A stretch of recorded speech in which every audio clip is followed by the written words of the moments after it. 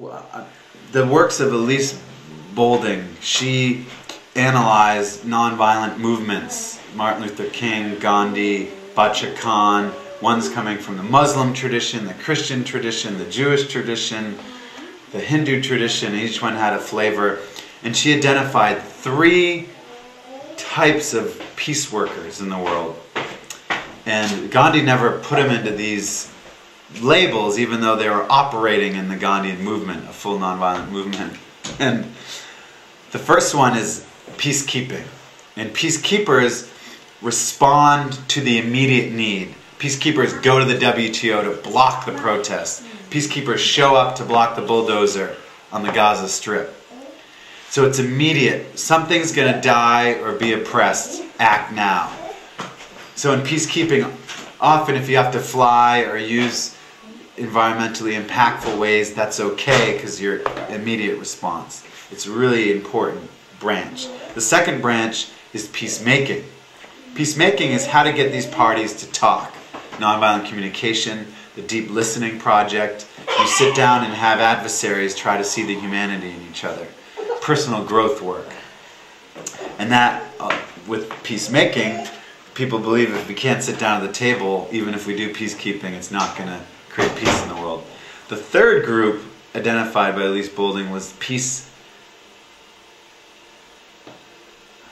builders. A dramatic pause.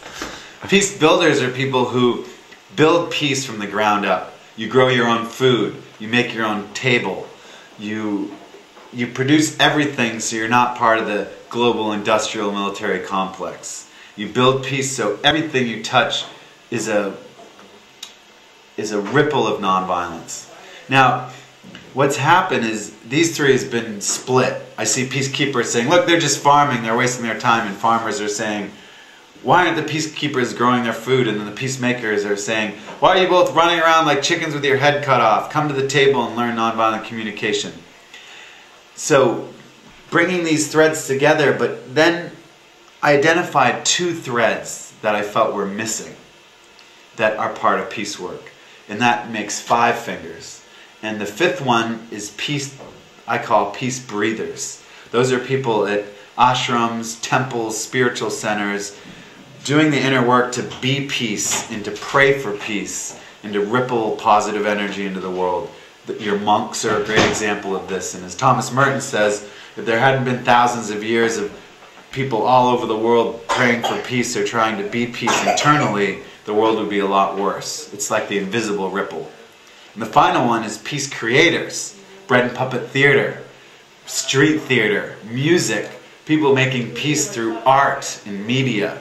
And that's the 5th branch, which I think is a new flowering happening right now in society, which we didn't see in the 30s in the Gandhian movement. People weren't going around with puppets, talking at what I know of, not doing puppetry.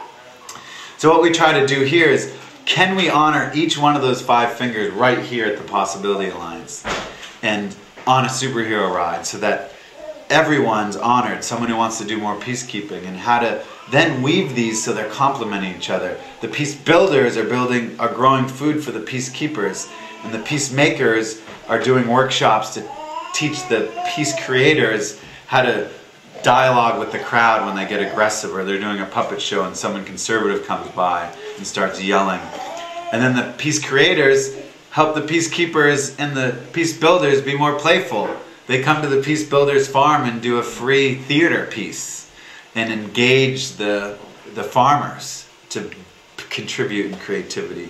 And so these fingers we're really trying to be aware of as we're building a movement here, which is the superheroes affecting an international arena in this project, mainly right now statewide on a political level, but hoping to go to the next big level of having a center like this honoring those 5 and linking. We're working with peacekeepers in Kansas City right now.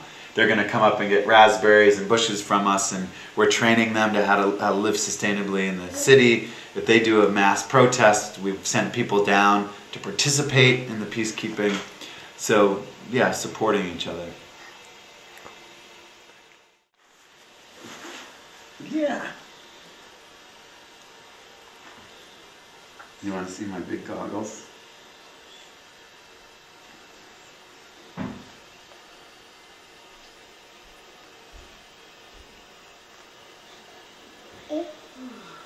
We hope to get, we had a rider that was 2